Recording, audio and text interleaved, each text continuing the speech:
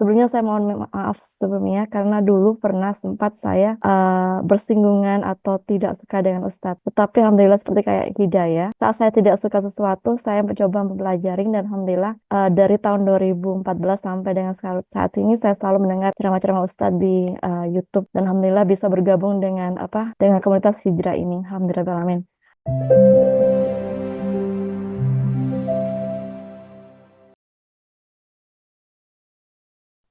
Assalamualaikum warahmatullahi wabarakatuh. Terima kasih Bang Alvin dan Assalamualaikum Ustadz Abdul Somad. Ya, sebelumnya saya mohon maaf sebelumnya karena dulu pernah sempat saya bersinggungan atau tidak suka dengan Ustadz. Tetapi alhamdulillah seperti kayak hidayah. Saat saya tidak suka sesuatu, saya mencoba mempelajari dan alhamdulillah dari tahun 2014 sampai dengan saat ini saya selalu mendengar ceramah-ceramah Ustadz di YouTube dan alhamdulillah bisa bergabung dengan komunitas hijrah ini. Alhamdulillah, amin. Ustadz, saya mau bertanya nih. Saya menikah dengan mualaf 18 tahun. Mualaf ini tidak melaksanakan syariat Islam. Dan saya sendiri karena saya belajar dari Ustadz dan mengaji, alhamdulillah saya dapat hidayah dan mulai berhijab di tahun 2019. Suami saya tidak suka dengan saya berhijab. Jadi tahun 2022 beliau ini menalak saya satu. Waktu itu saya lagi kayak bingung banget karena di satu sisi keluarga saya ingin saya mempertahankan pernikahan saya. Tetapi di sisi lain saya tahu, saya sadar, saya jujur banget bahwa suami saya ini tidak muslim. Muslimnya hanya muslim KTP.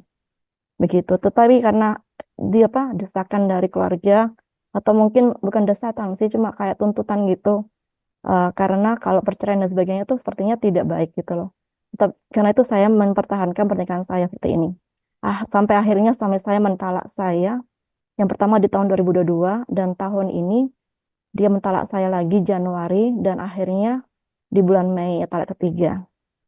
Pertanyaannya adalah, selama saya menjadi istrinya dengan keadaan suami saya yang seperti yang tidak sholat, tidak melaksanakan syariat agama Islam, apakah saya terikut dosanya, Ustadz? Yang mana saya sudah menikah 18 tahun dengan suami saya ini. Kedua, apakah semua amalan saya selama menjadi istrinya diterima sama Allah? Dan ketiga, saya dengar kalau nanti akan masuk ke surga atau neraka ke dunia akhirat nanti akan dipertemukan dengan suami pertama ya atau dengan pasangan pertama. Apakah nanti saya akan bertemu lagi dengan suami saya? Begitu Ustaz. Dan saya tanya juga kenapa selama 18 tahun saya meminta doa hidayah itu tidak diberikan. Apakah ini emang jalannya saya atau bagaimana ya Ustaz ya? Itu saja teman-teman. Terima kasih. Assalamualaikum warahmatullahi wabarakatuh. Waalaikumsalam.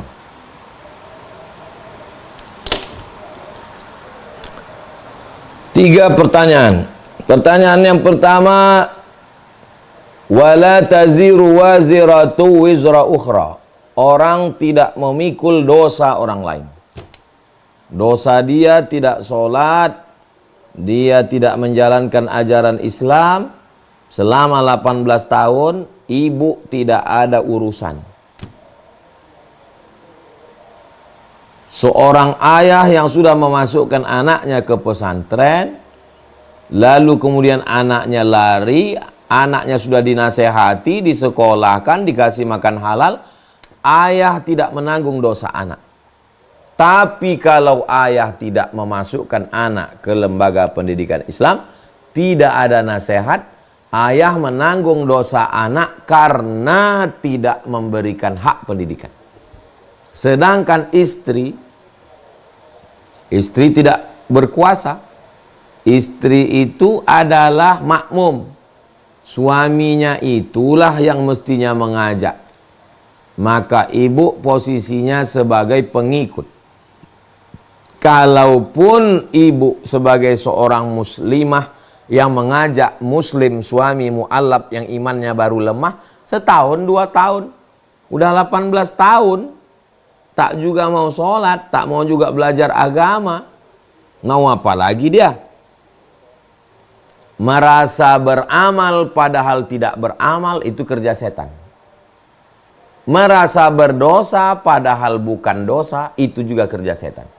Ibu merasa berdosa padahal bukan dosa, itu kerja setan supaya ibu merasa berputus asa. Jangan ibu merasa berdosa. Ibu tidak berdosa, aku tak ada dosa. Dia sudah masuk Islam 18 tahun, tak mau belajar agama, tak mau sholat, melarang-larang pula pakai hijab. Jangan pernah mau dibisiki setan berdosa. Asyaitanu ya'idukumul faqra. Setan membisikkan kamu kefakiran, kurang, salah, dan lain sebagainya. Ibu tidak salah. 2, kalau mati nanti apakah disatukan Allah dengan suami yang model begini? Dijawab oleh Imam Al-Ghazali dalam kitab Ihya Ulumuddin dalam bab akhlak. Ketika ditanya ada orang nikah suaminya 3. Kalau mati nanti dia dengan suami yang mana? Maka dia akan dengan suami yang berakhlak. Di antara 3 itu mana yang paling berakhlak? Mana yang paling lembut? Mana yang paling baik? Maka dengan itulah nanti dia di surga. Kalau tak menikah, dengan siapa dia? Dengan bidadara. Kalau dia menikah, suaminya tak baik, murtad, tak sholat, berpisah dia, mati dia, apakah disatukan lagi nanti dengan yang suaminya itu? Tidak ada paksaan terhadap sesuatu yang tidak disukai di dalam surga. Dalam surga itu nikmatnya walakum fiha ma tashtahi anfusukum. Kamu mendapatkan yang kamu inginkan. Aku ingin di surga nanti dengan suamiku itu tapi akhlaknya baik. Dibuatkan Allah macam itu. Rupanya macam itu tapi akhlaknya tak macam itu. Mala a'yunun ra'at. Nikmat surga itu sesuatu yang tak pernah ditengok mata. Wala uzunun sami'at. Tak pernah didengar telinga. Wala khatala ala qalbi bashar. Tak pernah terlintas di hati manusia. 3. 18 tahun nikah, 18 tahun berdoa. Kenapa dia tak dapat hidayah? Innaka la tahdi man ahbabta. Engkau tidak bisa memberi hidayah pada siapa yang kau sukai. Walakinnallaha yahdi man yasha. Allah memberikan hidayah pada siapa yang dia sukai. Ibu dapat pahala atas doa ibu. Ibu dapat pahala atas ajakan-ajakan ibu. Ibu dapat pahala atas zikir dan kesabaran ibu. Kita hanya disuruh mengajak. Kita tidak pemberi hidayah. Kenapa Allah tak kasih? Karena menurut ilmu Allah, inilah yang baik. Maka yang paling indah hidup ini adalah menyerahkan yang terbaik menurut Allah. Menurut kita yang baik begini, tapi yang menurut Allah yang terbaik. Hakikat hidup ini yang paling penting kita tahu. Hakikat hidup ini hanyalah tempat persinggahan sejenak, negeri tempat ujian, negeri tempat cobaan, negeri tempat pembakaran batu hitam. Kalau meleleh dia ternyata kuning emas, masuk surga. Kalau dia tetap hitam setelah dibakar, maka sesungguhnya dia hanyalah batu gilingan. Ada yang diuji dengan anak, ada yang diuji dengan ayah, ada yang diuji dengan harta, ada yang diuji dengan kesehatan, ada yang diuji dengan penyakit. Kebetulan ibu dapat jatah ujian ini. Mudah-mudahan ibu lulus. Ibu tetap semangat. Ibu optimis. Jangan mati langkah. Jangan mati doa. Jangan putus harapan. Tetap istiqomah dalam iman dan Islam. Tetap ngaji. Ini hanya bagian dari secuil ujian kehidupan. Wallahu a'lam bishawab. Assalamualaikum warahmatullahi wabarakatuh. Terima kasih banyak Bang Alvin atas kesempatannya. Semoga Tuan Guru, Ustadz Abdul Somad Hafizahullah Ta'ala senantiasa diberikan kesehatan, keberkahan, ada dalam lindungan Allah Subhanahu wa Ta'ala. Terima kasih banyak Tuan Guru atas ilmu-ilmunya. Mohon doanya untuk anak kami sekarang lagi di pondok, Tuan Guru. Mudah-mudahan istiqomah. Izin bertanya, Tuan Guru, berkenaan dengan istiqomah, bagaimana supaya senantiasa istiqomah dalam beramal untuk menjaga keikhlasan. Itu saja, Tuan Guru. Terima kasih. Jazakumullah ahsanal jazak. Assalamualaikum warahmatullahi wabarakatuh. Waalaikumsalam warahmatullahi wabarakatuh. Bagaimana supaya saya istiqomah? Maka saya pergi ke pedalaman. Saya menengok orang susah, menengok orang yang tak bisa masuk sekolah SMP, karena SMP mesti naik sampan 1 jam, jalan kaki 5 kilo. Saya mesti masuk ke suku Talang Mamak. Saya mesti masuk ke Bagan Beniu. Saya masuk di bawah Ustadz Salim Afilah ke Merapi Merbabu. Saya mesti punya program ini dalam sekian bulan sekali, supaya saya istiqomah. Yang kedua, saya mesti ke rumah sakit nengok orang sakit. Sakit jantung, gula darah, cuci darah, amputasi, koma, supaya saya istiqomah.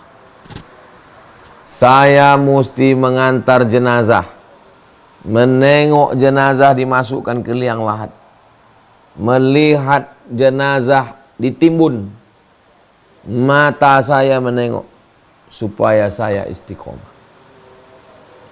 Saya menyiapkan kain kafan. Kain kafan waktu umroh haji 3 lapis saya masukkan ke tas. Saya letakkan di lemari bagian atas, supaya saya istiqomah. Saya pesankan ke kawan saya, kau buatkan aku batu nisan. Nanti kalau aku mati, kau kasih ke keluargaku. Kata dia, kalau aku mati duluan, semana kau pesan ke keluargamu supaya dia ngirimkan ke keluargaku, supaya saya istiqomah. Saya mesti tiap hari mengajar. Besok subuh saya, Selasa, Rabu, Kamis mestinya saya di rumah. Selasa, Rabu, Kamis di rumah. Tapi tetap Selasa malam Rabu ngajar online.